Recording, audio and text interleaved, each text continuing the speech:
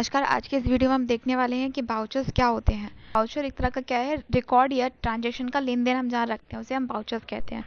Vouchers का प्रयोग मुख्य तौर पे हम किस लिए करते हैं, विभिन्न प्रकार के ट्रांजैक्शन यानी कि लेन देन के रिकॉर्ड को रखने के लिए किया जाता है। जैसे खरीद करने का जब भी हम कोई पेमेंट करते हैं तो पेमेंट का भुगतान हम जैसे एंट्री में रखेंगे।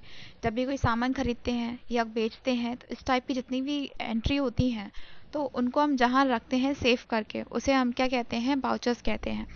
क्लियर। बाउचर अलग अलग प्रकार के होते हैं जिनको निम्न भागों में बांटा गया है यहाँ पे। सबसे पहले आता है बाउचर के प्रकार। तो दो बाउचर्स हमें देखने को मिलते हैं, एक होते हैं इन्वेंट्री बाउचर, एक होता है अकाउंटिंग बाउचर। क्लियर। अब पहले हम समझते हैं अकाउंटिंग बाउचर्स क्या होते हैं। तो पहले हम यहाँ देखेंगे अकाउंटिंग बाउचर्स मतलब जो अकाउंटिंग के रिलेटेड होता है, पेमेंट करना, परचेस करना, कोई सामान खरीदना, तो ये सारी अकाउंटिंग में जाता है। इसके अलावा इन्वेंट्री में क्या होता है, जो गुड्स होते हैं, जो प्रोडक्ट होता है, आपका सामान होता है, उसके ऊपर आप उसका मेंटेनेंस कर रहे हैं, उसके ऊपर आप लेजर बना रहे हैं, बाउचर बना रहे हैं, तो वो आपका किस में जाएगा, इन्वेंट्री बाउचर में जाता है। क्लियर।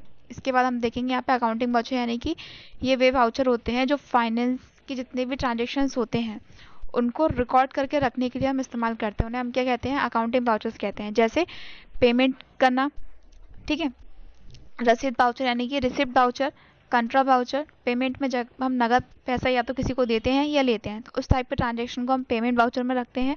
और जब भी हम पैसा किसी से प्राप्त करते हैं, है ना, जब भी कोई पैसा प्राप्त कर रहा है या तो हमसे सामने वाला प्राप्त कर रहा है, सामने वाले से हम प्राप्त कर रहे हैं, तो रिसीविंग कर रहे हैं, तो रिसीविंग वाले बाउचर्स जो होते हैं वो रिसिप्ट बाउचर में जाते हैं।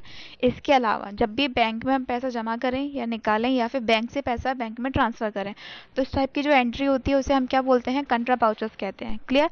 और कुछ ऐसे भी होते हैं जो जनरल बाउचर्स, जैसे कुछ एंट्री ऐसी होती हैं जो हमें समझनी नहीं आती हैं या फिर मिक्स एंट्रियाँ होती हैं, तो उन सबको हम किस में डाल देते हैं, जनरल बाउचर के अंदर।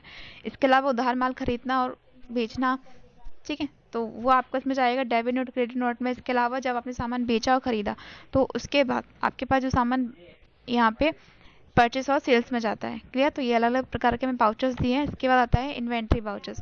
ये बाउचर वह बाउचर होता है जब जो गुड्स और स्टॉक से संबंधित लेन देन को रिकॉर्ड को मेंटेन करके रखते हैं, जैसे delivery note, receipt note, stock journal, ठीक है, और फिजिकल स्टॉक बाउचर्स भी होते हैं।